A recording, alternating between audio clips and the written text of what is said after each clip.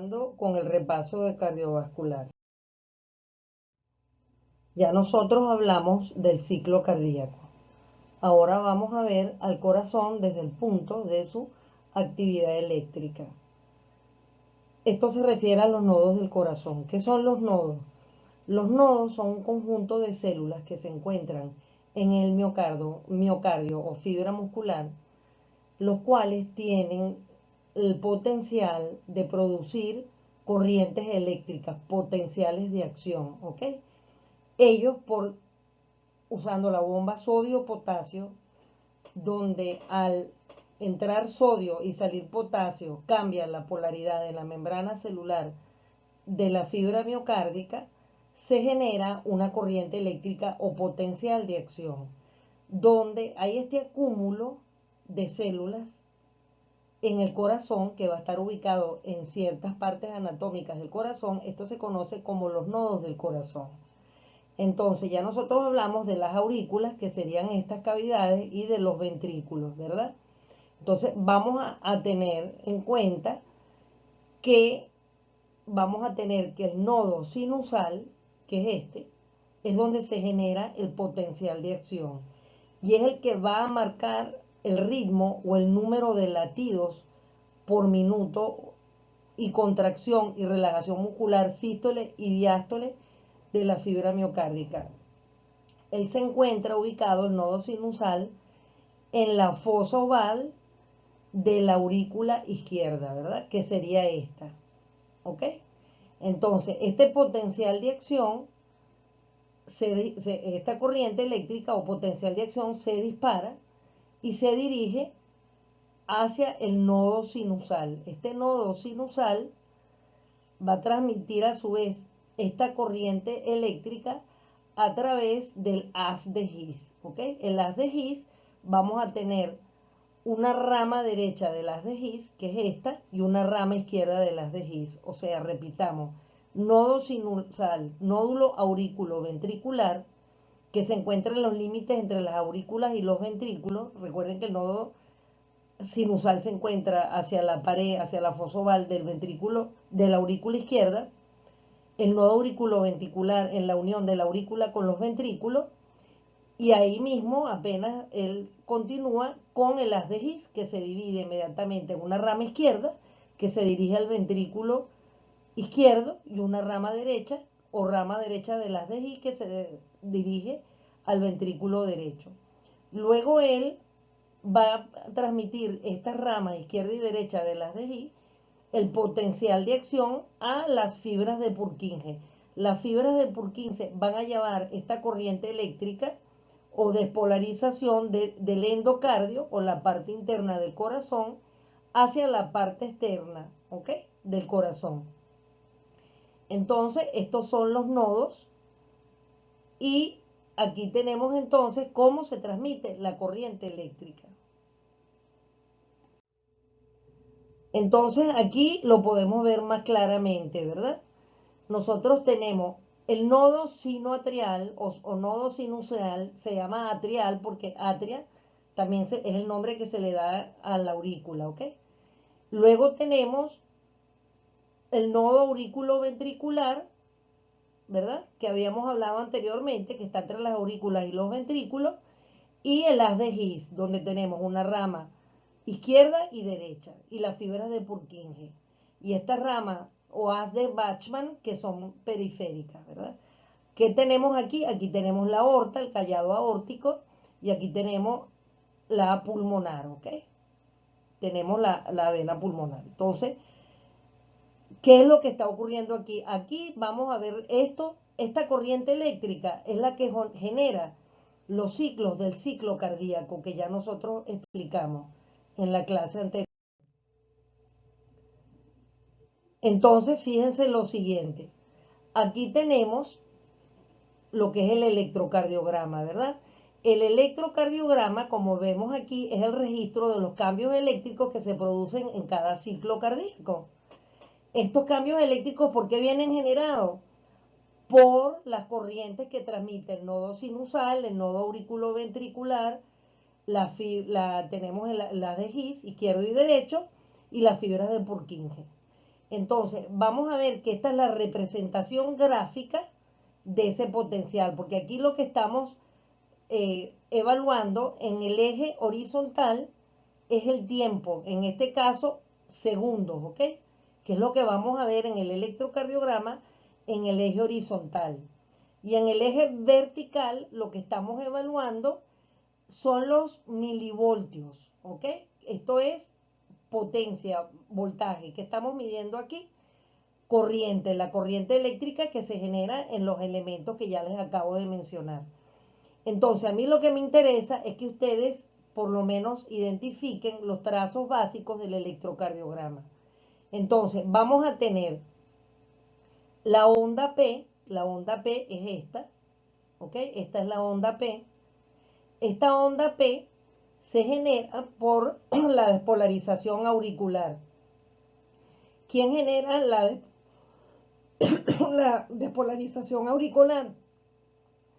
La genera el nodo sinusal. Luego ella va a seguir y va a pasar ¿a dónde? Al nodo auriculoventricular. Ese nodo auriculoventricular va a despolarizar lo que es el ventrículo o los ventrículos, ¿verdad? Entonces eso corresponde al complejo QRS. ¿Por qué? Porque esta onda es la onda P, que ya vimos que era la despolarización auricular, y este es el complejo QRS. Esta es la onda Q, esta es la onda R, este pico aquí, y S, ¿ok? Esta onda corresponde a ¿qué? A la despolarización del ventrículo. Entonces esta es la despolarización de la aurícula, o sea, cuando pasa la corriente por la aurícula que viene del nodo sinusal. Luego viene la onda que es generada por el nodo auriculoventricular, donde se produce el complejo QRS, que forma este eje, ¿verdad? Entonces ustedes están viendo que de un potencial cero va a llegar a una corriente de 1 milivoltio. Como verán, a mayor altura de esta onda significa que hay una mayor fuerza de la fibra muscular, en este caso del miocardio.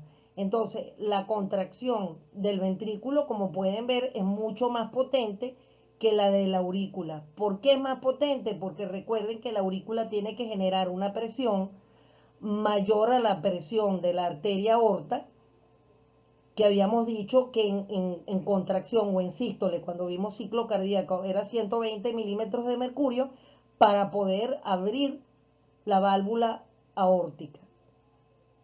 Luego tenemos la onda T, donde esta onda T, que es esta, ¿ok? Esta onda T, como verán, es más alta que la onda P, es la repolarización de la aurícula. Recuerden que primero se despolariza la aurícula porque pasa el potencial de acción allí. Ella entra en sístole, luego ya entra en diástole, como ven aquí. ¿Y quién va a entrar en sístole? El ventrículo en el complejo QRS.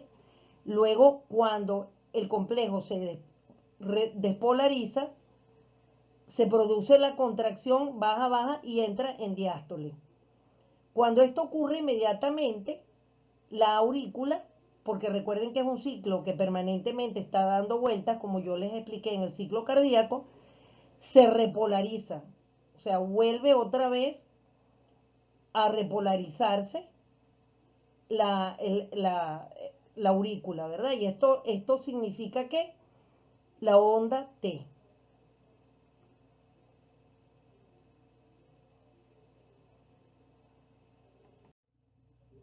Entonces, fíjense, aquí nosotros tenemos la onda P, que era lo que yo les estaba hablando en la otra lámina. La onda P, que ya vimos que era esta, ¿verdad? Es esta misma que estamos viendo aquí.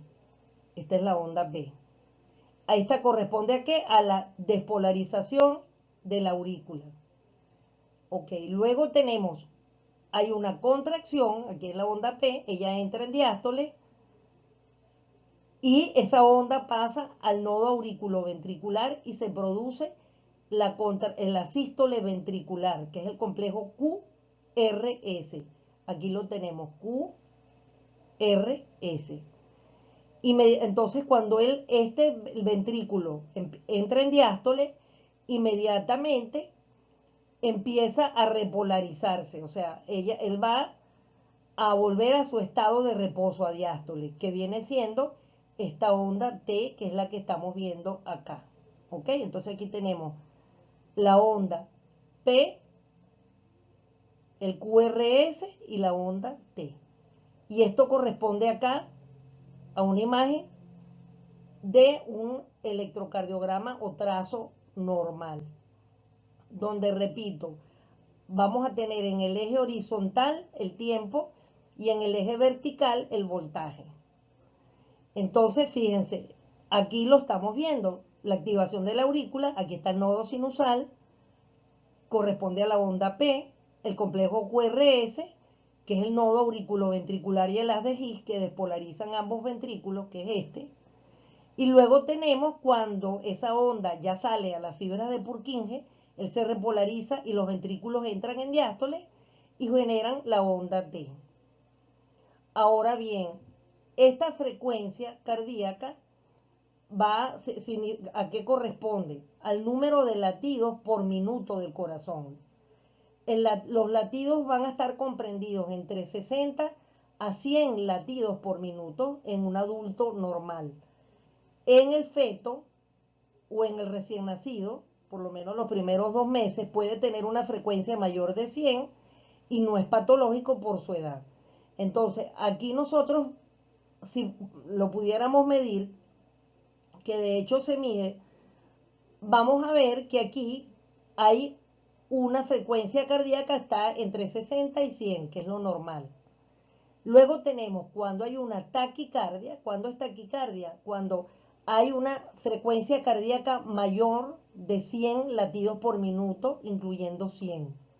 Entonces vemos aquí cómo está este intervalo y aquí vemos que el intervalo es más corto, ¿ok? Luego tenemos la bradicardia, que serían estos latidos cardíacos lentos, que eso por eso les trae estas imágenes para que lo identificaran, donde vamos a tener una frecuencia cardíaca menor de 60. Recordemos que la frecuencia cardíaca está entre 60 y 100. Y estos son los latidos cardíacos normales. Entonces, vamos a ver cómo vamos a realizar, básicamente, yo lo que quiero es que ustedes tengan una idea de cómo se realiza un electrocardiograma, ¿verdad? Entonces, el electrocardiograma, los electrodos, ¿qué van a hacer? Los electrodos van a registrar la actividad eléctrica del corazón tridimensionalmente. Es decir, van a evaluar cómo está la actividad eléctrica en la parte anterior del corazón, en la parte posterior del corazón, en las partes laterales, en las paredes laterales del corazón, por debajo del corazón, ¿ok? Entonces, por delante, por detrás, arriba, abajo y por los lados. Eso es lo que registra las 12 derivadas del electrocardiograma. Estas derivadas es donde se van a colocar los electrodos. ¿Ok? Eso que ustedes ven, los chupones que se colocan cuando se realiza un electrocardiograma. Entonces vamos a tener que estas letras que ustedes ven aquí, D1, ABL, B5, B6, ustedes busquen cualquier electrocardiograma y van a ver que ellas aparecen en la parte de abajo del electrocardiograma. Entonces, a mí lo que me interesa es que cuando ustedes vean, por ejemplo, D1, ABL, el trazo que están viendo ahí corresponde a la pared lateral alta del corazón, ¿ok? Lateral alta. La pared lateral baja va a estar representada en el segmento B5, B6. La pared inferior o diafragmática, o sea, la parte inferior del corazón que limita con el diafragma, va a estar en el segmento D2, D3 y ABF. La pared anterior del corazón, la actividad eléctrica en esa pared anterior va a estar representada en el segmento B1, B2. La pared septal, que es el septum, es la pared del corazón que separa las aurículas de los ventrículos y separa las dos aurículas entre sí y los ventrículos entre sí. Entonces, esa pared septal, la actividad eléctrica ahí va a estar registrada en B3 y B4. La pared anteroseptal, o sea, la pared anterior de donde se encuentra ese septo, va a estar representada en los segmentos B1, B2, B3 y B4. Y la cara anterior extensa, toda la cara anterior del corazón va a estar representada en los segmentos B1, B2, B3, B4, B5, B6. Entonces, estas 12 derivadas lo que permiten es ubicar topográficamente, como si tuviéramos un mapa, la actividad eléctrica de todas las partes anatómicas del corazón. Esto se conoce como el triángulo de Einthoven, ¿verdad? Entonces, para yo registrar la actividad en esas derivadas, esta es la manera como yo tengo que colocar los brazaletes en el electrocardiograma. Recuerden que en los brazaletes van los electrodos. Entonces, fíjense, el triángulo se refiere al eje donde hay un equilibrio de el registro eléctrico y esta es la orientación anatómica para ubicarnos en los segmentos que ya hablamos, ¿verdad? La cara anterior, la cara posterior, la parte superior, la parte inferior y las partes laterales del corazón.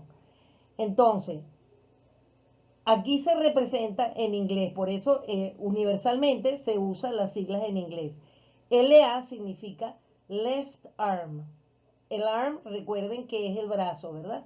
Left, ustedes saben que es izquierdo. Aquí RA, que lo van a ver en el electrocardiograma, es right arm. Entonces, esto se refiere al brazo izquierdo. Luego tenemos left leg, que es la pierna izquierda, y right leg, que es la pierna derecha. Entonces, esta es la forma en cómo se conectan los electrodos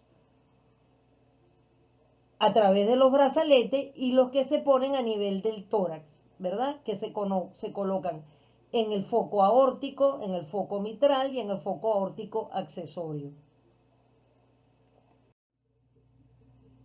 Entonces, lo que vamos a ver ahora es una correlación de todo lo que hemos visto hasta ahora. Entonces, fíjense, aquí les vamos a correlacionar el electrocardiograma que les acabo de explicar, que es simplemente un registro gráfico de la actividad eléctrica del corazón tridimensionalmente. El ciclo cardíaco que ya les expliqué en la clase anterior y algo que se llaman los ruidos cardíacos. ¿Qué son los ruidos cardíacos o ruidos de Korokov? Es el sonido que se puede ocultar con el estetoscopio cuando una válvula cardíaca se abre o se cierra. Cuando yo estoy hablando de una válvula cardíaca, estamos hablando de la válvula aórtica, de la válvula mitral, de la válvula tricuspidia y de la válvula pulmonar. Entonces, fíjense, aquí tenemos primero el ciclo cardíaco en esta curva que tenemos aquí arriba, ¿verdad? Entonces aquí estamos viendo. ¿Se acuerdan que habíamos hablado de cuando, donde estábamos hablando de la despolarización? Entonces, esto que estamos viendo acá, ¿qué es? Aquí estamos viendo la despolarización del ventrículo. Recuerden que nosotros tenemos una fase, esta fase que aparece aquí, ¿verdad? No aparece todo lo que es la parte de las aurículas porque no nos interesa tanto en este momento, sino lo que nos interesa ver es la actividad del ventrículo, que es donde se genera mayor presión. Entonces tenemos, y esto que tenemos aquí, ¿qué es? Es la presión que se genera. Recuerden que a mayor volumen, mayor presión.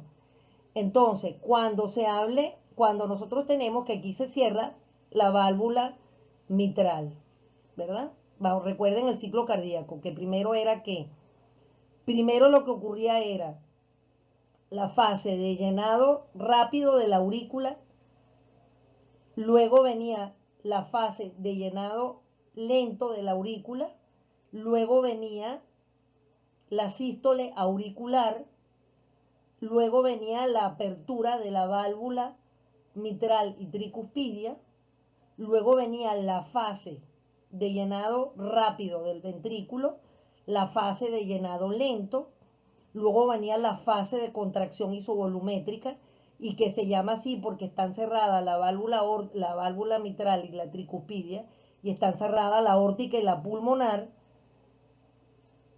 Luego viene la fase de sístole ventricular, luego viene la fase de eyección rápida ventricular, la fase de eyección lenta ventricular y luego viene la diástole ventricular. Recuerden que cuando se produce la sístole ventricular hay apertura de la válvula aórtica y pulmonar. Y cuando ya tenemos después de la fase de eyección lenta ventricular y entramos en la diástole ventricular, ella se inicia con el cierre de la válvula aórtica y la válvula pulmonar. Entonces, aquí lo que sale es cuando ya se cerró la válvula mitral y tricuspidia, ¿verdad? Entonces, aquí está la fase de eyección rápida. La fase de llenado rápido del ventrículo.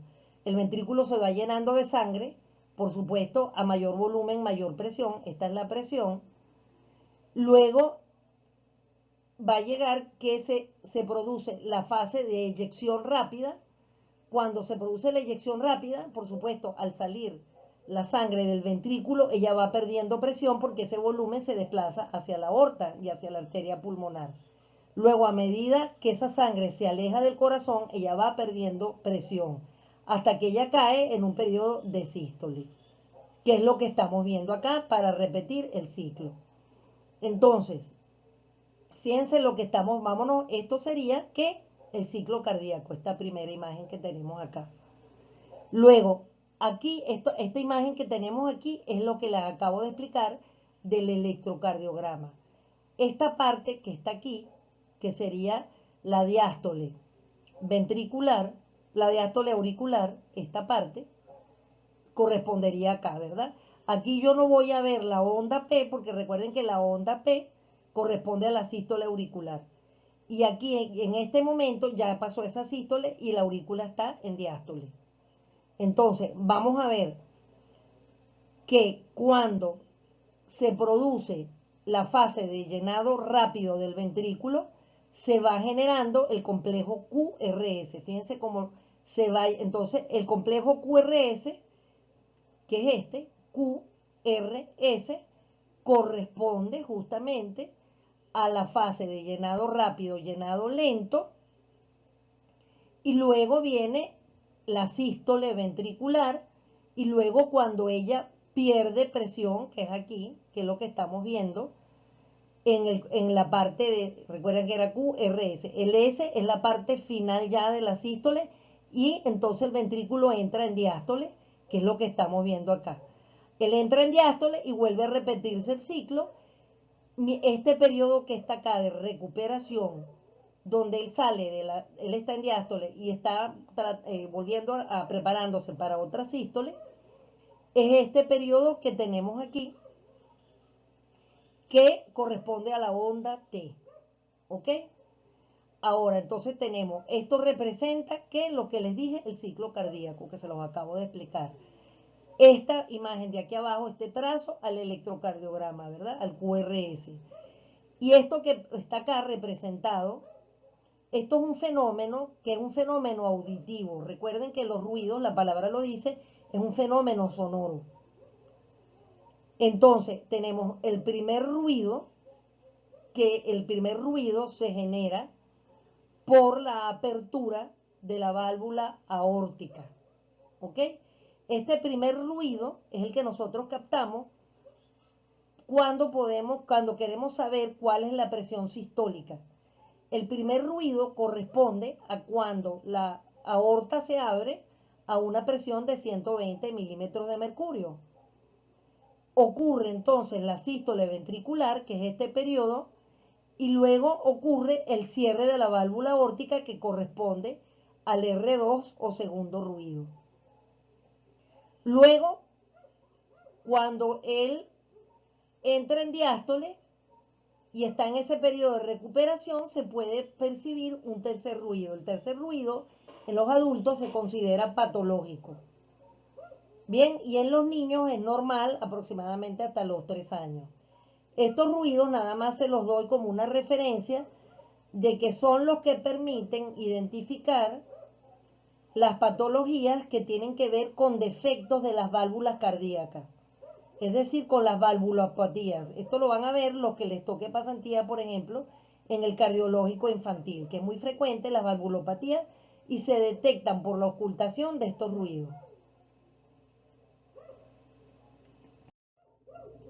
Entonces aquí vamos a tener un ejemplo de electrocardiogramas, nada más a manera informativa, ¿verdad?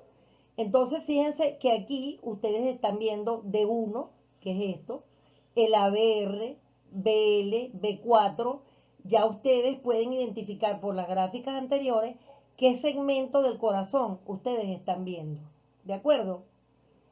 Aquí tienen el D2, ABL, B2, todo esto lo tienen ustedes en el gráfico anterior.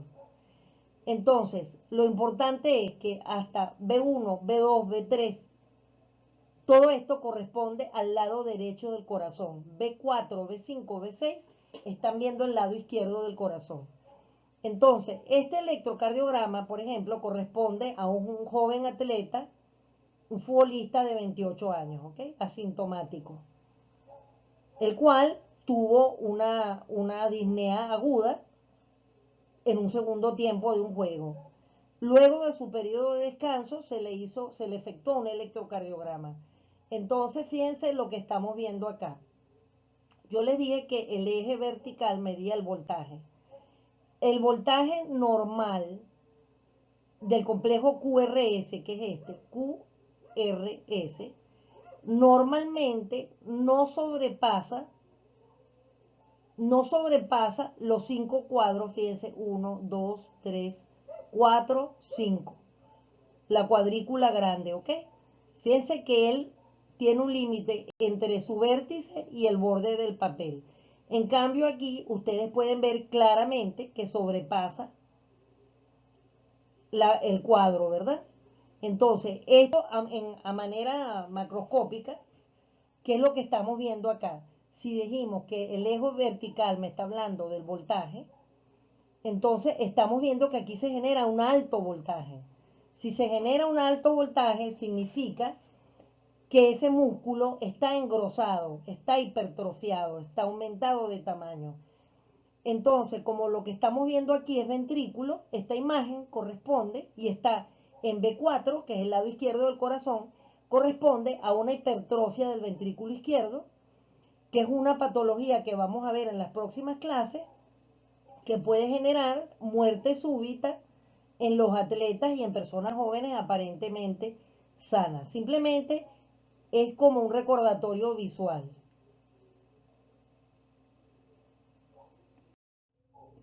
Aquí, fíjense, estamos viendo el ritmo sinusal normal. ¿Se acuerdan que hablamos? Donde vamos a tener el P, Q, R, S, P, Q, R, S, etc. Entonces, aquí este segmento entre uno y otro, el intervalo de tiempo, va a permitir una frecuencia cardíaca que está entre 100, entre 60 y 100. Este es el ritmo sinusal normal.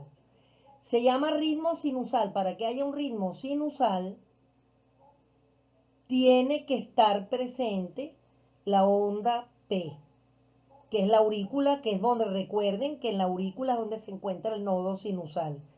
Cuando nosotros vemos un electrocardiograma donde no hay onda P, significa que hay una arritmia, hay una lesión, un trastorno de conducción, un trastorno eléctrico o un defecto a nivel de la aurícula. ¿Ok? Entonces, esto sería lo normal, ¿verdad? La onda PQRS. Entonces, lo primero que nosotros identificamos en un electrocardiograma es si tiene ritmo sinusal. ¿Cómo decimos que tiene ritmo sinusal? Porque tiene onda P. Si ya de entrada no tiene onda P, ya es un electrocardiograma normal, al margen de la frecuencia que pueda presentar. Aquí les doy un ejemplo de la bradicardia, ¿verdad? Fíjense que bradicardia, yo les había dicho que la mínima frecuencia era 60. Aquí, fíjense que la frecuencia es de 25 a 30 latidos por minuto. Entonces, cuando hay una frecuencia cardíaca mayor de 100 o taquicardia o una frecuencia cardíaca menor de 60, eso es lo que se conoce como arritmias. Y esas arritmias se les va a dar el nombre de dónde se presente. Si es una arritmia supraventricular, es decir, que se está produciendo en las aurículas; si es ventricular, si es en los ventrículos, ¿ok? Luego tenemos pausas sinusales, que esto es una arritmia bien importante. Estas pausas sinusales, como estamos viendo, aquí tenemos la onda PQRS, onda PQRS, fíjense que aquí onda PQRS, T. Luego miren todo este intervalo hasta conseguir una onda P. Entonces aquí hay una lesión severa, una arritmia severa del corazón. De hecho, esto se considera un bloqueo, donde no hay paso de corriente. Y el bloqueo lo vamos a ubicar topográficamente según las derivadas, si está en el nodo sinusal, si está en el nodo auriculoventricular, si está en el haz de His, en la rama izquierda, en la rama derecha, o las fibras de Purkinje. Esto que les estoy presentando es un cuadro de un paciente muy grave. Incluso esto se ve en pacientes que están en un estado de prácticamente agónico. Esto se ve pocos minutos antes de la muerte, ¿ok? Por causas cardiovasculares. Esto lo podemos ver, por ejemplo, posterior a un infarto, a una arritmia aguda, que es una fibrilación. Una fibrilación, como ustedes verán, fíjense que aquí realmente ustedes pueden identificar como la que vimos una onda de otra. No. Fíjense que se monta un potencial de acción sobre otro. Se monta un potencial de acción sobre otro. Cuando vemos estas imágenes, no solamente significa que hay un trastorno eléctrico, sino que ya hay una destrucción de la anatomía del corazón. ¿En dónde puede ocurrir esto? Cuando hay una necrosis del tejido cardíaco y muerte de la célula cardíaca. ¿Cuándo ocurre esto? En un infarto. Bueno, esto yo sé que ha sido intenso. Les agradezco que vean una y otra vez esta imagen. Les agradezco que repasen lo que es la parte de ciclo cardíaco. En el próximo tema, para terminar la parte de cardiovascular, vamos a ver hipertensión y cardiopatías. Es importante que repasen estos temas para que puedan entender estos dos últimos que faltan.